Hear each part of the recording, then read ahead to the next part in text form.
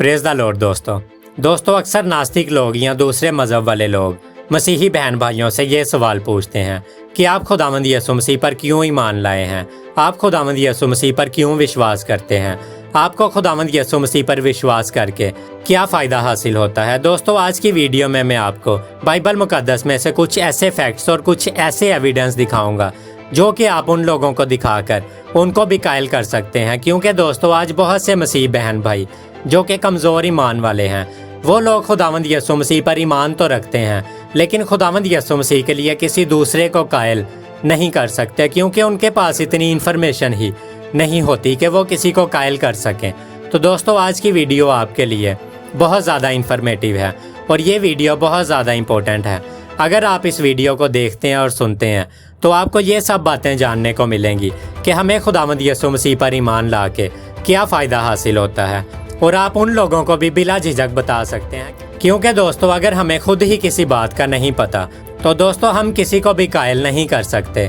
तो आज की वीडियो अगर आपको इन्फॉर्मेटिव लगे तो इस वीडियो को आप दूसरे मसीह बहन भाइयों तक भी ज़रूर शेयर कीजिएगा। और अगर आप इस चैनल पर नए हैं तो हमारे इस चैनल को सब्सक्राइब भी ज़रूर करें ताकि खुदावंद का ये पाक कलाम बहुत से लोगों तक पहुँचे और बहुत सी ज़िंदगियाँ इस आखिरत के वक्त में खुदावंद के पाक कलाम को सुने और उसका कबूल करें। आए दोस्तों बगैर वक्त को ज़ाया किए आज की अपनी वीडियो को स्टार्ट करते हैं। दोस्तों खुदावंद यीशु मसीह पर ईमान लाने से हमें ये फ़ायदे हासिल होते हैं। दोस्तों जो पहली बात है वो ये है कि हमें खुदावंद यीशु मसीह पर ईमान लाने से, उस पर विश्वास करने से अपने गुनाहों से माफ़ी मिलती है, जिसके बारे में मत्ती की अंजील उसका 9वां बाब उसकी 2 आयत में लिखा है। और फिर अमाल की किताब यानी बुक ऑफ एक्ट्स जिसको हिंदी में प्रेरितों के काम कहते हैं, उसका 10वां बाब उसकी 43वीं आयत, फिर उसका 24वां बाब और उसकी 18वीं आयत में लिखा है। और दोस्तों आप बाइबल मुक़द्दस की इन वर्सेस को ज़रूर नोट करें, क्योंकि यही वो एविडेंस हैं जो कि आप दूसरे लोगों को दिखाकर और उनको पढ़ के सुना के ये बात बता सकते हैं कि हमें खुदावंद यीशु मसीह पर ईमान लाने से अपने गुनाहों की माफ़ी मिलती है। इसीलिए हम खुदावंद यीशु मसीह पर ईमान लाए हैं, क्योंकि किसी और पर ईमान लाने से हमारे गुनाहों से हमें माफ़ी नहीं मिलती। सिर्फ खुदावंद यीशु मसीह ही हैं जिनके ऊपर ईमान लाकर हमें अपने गुनाहों से माफ़ी मिलती है। दोस्तों जो दूसरी बात है वो ये है कि हमें निजात मिल जाती है, यानी कि हमारा उद्धार हो जाता है, जिसके बारे में मरकस की अंजील उसका 16वां बाब उसकी 16वीं आयत में लिखा है। और फिर अमाल की किताब यानी प्रेरितों के काम उसका 31वां बाब और उसकी 16वीं आयत में लिखा है। और फिर इफ्सियों की किताब उसका 2 बाब और उसकी 8वीं आयत में लिखा है। और दोस्तों बाइबल मुक़द्दस की इन वर्सेस में यही बात लिखी है कि हमें खुदावंद यीशु मसीह पर ईमान ला के निजात मिल जाती है और हमें अपने गुनाहों से, बुरी ज़िंदगी से और बुरी राहों से और बुरी बातों से निजात मिलती है और हमेशा की ज़िंदगी और गुनाह से और बदी से हम लोग आज़ाद होते हैं। दोस्तों जो तीसरी बात है वो ये है कि हम जो गुनहगार इंसान हैं खुदावंद यीशु मसीह पर ईमान लाने से रास्तबाज ठहरते हैं, यानी कि धर्मी ठहरते हैं, जिसके बारे में रोमियो का खत उसका 3 बाब उसकी 22वीं आयत से लेकर 28वीं आयत में लिखा है। फिर उसका 5वां बाब और उसकी 1 आयत में लिखा है। और फिर रोमियो की किताब का 9वां बाब और उसकी 30वीं आयत में लिखा है। और फिर गलतियों के नाम उसका 2 बाब और उसकी 16वीं आयत में लिखा है। और दोस्तों जो चौथी बात है वो ये है कि हम खुदावंद यीशु मसीह पर ईमान लाने से पाक बन जाते हैं, जिसके बारे में अमाल की किताब यानी book of acts chapter number 15 और वर्स नंबर 9 में लिखा है। दोस्तों आपने बाइबल मुक़द्दस की इन वर्सेस को ज़रूर से अपने तौर पर पढ़ना है, क्योंकि दोस्तों अगर मैं इस वीडियो में इन सारी वर्सेस को पढ़ना शुरू करूंगा तो दोस्तों ये वीडियो बहुत ज़्यादा लंबी होगी। इसीलिए दोस्तों मैं इन हवालों को नहीं पढ़ता, लेकिन आपने इन बाइबल मुक़द्दस की वर्सेस को लिखना भी है और इनको पढ़ना भी है। और जब आप इनको पढ़ेंगे और इनको सीखेंगे तभी आप किसी दूसरे लोगों को भी कायल कर पाएंगे।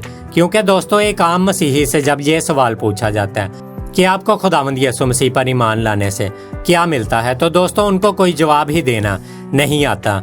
और दोस्तों ये वो सारी बातें हैं जो कि हम खुदावंद के पाक कलाम से सीख के दूसरे लोगों को भी सिखा सकते हैं।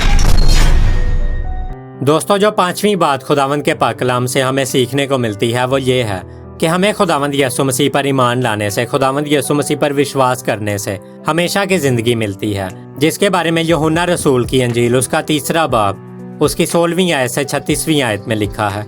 और फिर उसका 6 बाब उसकी 40वीं आयत से 42वीं आयत में लिखा है। और फिर उसका 7वां बाब और उसकी 38वीं आयत में लिखा है, और फिर उसका 11वां बाब और उसकी 25वीं आयत में लिखा है।